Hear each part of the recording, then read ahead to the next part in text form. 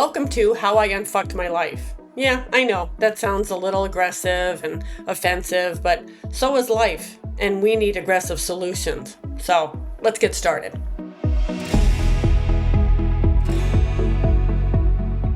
Hey, can't thank you enough for joining me today.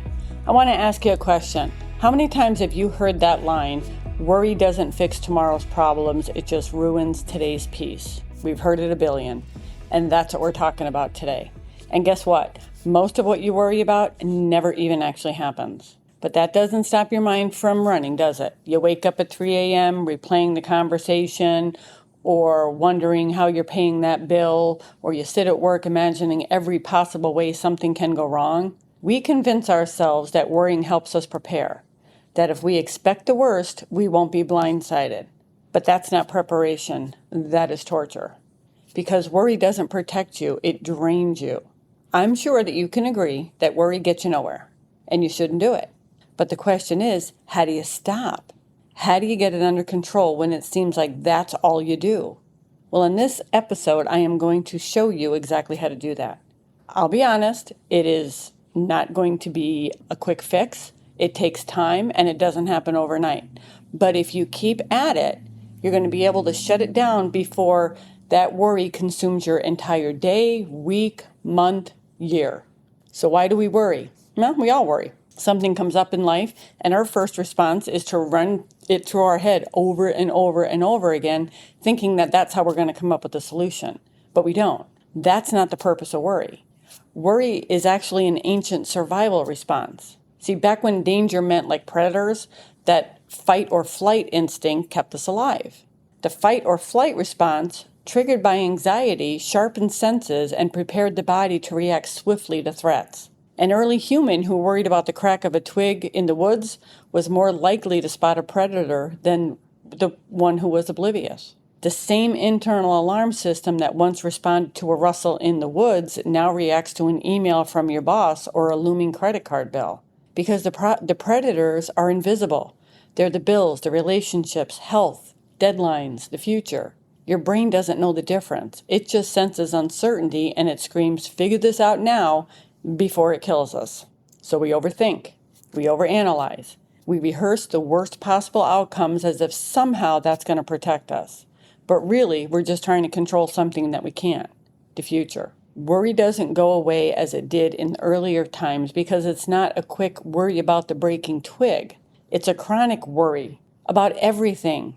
And those issues that we're worrying about today, unlike the broken twig, are not temporary. And here's where we get stuck. Worry feels like control. It gives us the illusion that we're actually doing something about the problem, when in reality, we're not. It's just fear wearing a mask. You see, worry isn't harmless. It is a full body stress response. Every time you worry, your brain releases adrenaline and cortisol, the same hormones as if you were in danger. And in extreme cases of worry, your heart races, your breathing speeds up, muscles tense, blood pressure rises. You might call it anxiety or unease, but your body thinks it's under attack. It's reacting to a story your mind made up about something you can't control. You're living out a fake emergency, in other words. And when you live that way every day, it burns you out. Your sleep suffers, your focus fades, your energy tanks. You start feeling tired, heavy, distracted, maybe even hopeless. Not because your life's falling apart, but because your body has been stuck in survival mode for way too long. That's what worry does. It doesn't just steal your peace, it steals your presence. It keeps you from noticing what's actually okay right now. And we keep worrying because it feels familiar. It gives us that false sense of safety. Like if we just think hard enough, we are going to find an answer. If we run it through our brain another 15 times, we're going to figure out what to do. But the truth is you can't outthink uncertainty. You can only exhaust yourself trying. And the more you feed worry, the louder it gets. Your brain starts searching for potential danger even when nothing's wrong. You stop trusting calm. You start associating peace with laziness. Like if you're not worrying, then you're not doing enough.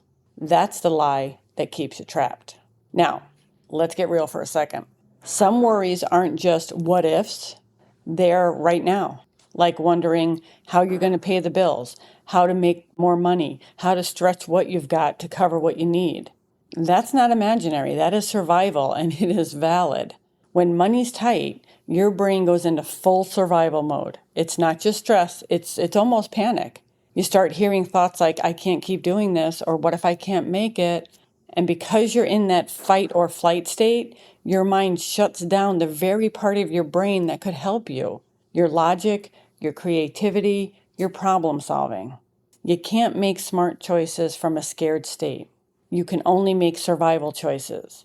And those usually hold you back from actually finding the solution.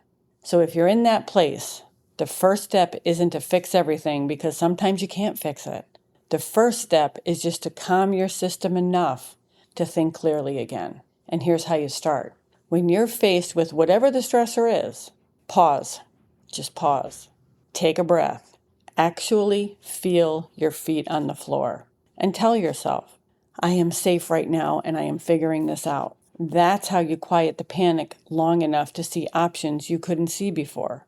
And you know what? It might take a longer pause. It might take 3 good breaths. It might take you saying, I'm safe right now and I'm figuring it out 5 or 6 times, and that's okay. But once you're grounded, then you can ask yourself, what's one thing I can do today to move forward? Or what can I shift? What can I cut or create right now? Or who can I reach out to for assistance? Or better yet, for an opportunity? You can't control the entire storm, but you can always control your next step. And that next step might be exactly what leads you out of the chaos, if you're deciding what that next step is from a calm mind rather than a frantic mind.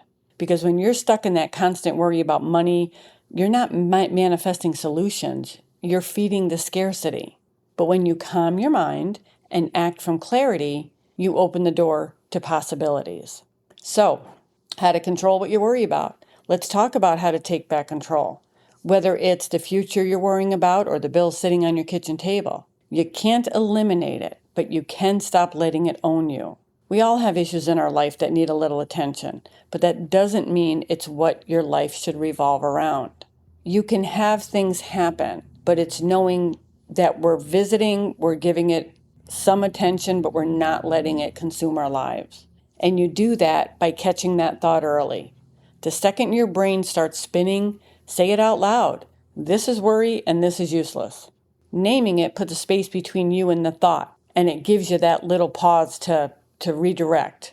Ask, is this happening right now? Worry lives in the future. Peace lives in the present. If it's not happening right now, it's not real right now, because reality is right here, right now, in the present. Control what you can, release what you can't. Write it all down. Circle what you can act on today, cross out the rest. Focus only on what is in your control. If it is out of your control, then it should be out of your thoughts. And anchor yourself in the present. This is the one big takeaway that I hope that you remember from today's episode. When your mind starts to spiral, pull yourself out of the storm. And if that is that you have to name 5 things that you can see, don't care what it is, a lamp, TV, couch, chair, whatever. 4 that you can touch, pen, pencil, phone, whatever. 3 that you can hear, traffic, the ticking of a clock, the television. 2 that you can smell, and then take 1 deep breath.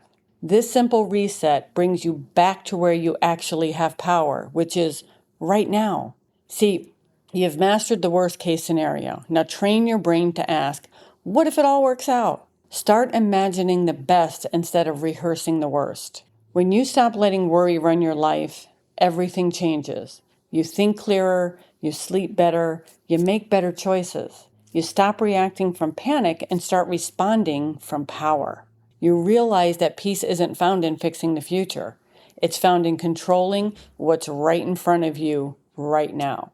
So whether your worry is about something that might happen or something that's happening now, remember this. Worry is your brain's way of trying to control what it can't. But peace begins when you focus on only what you can control. You can't control the future. You can't fix everything today.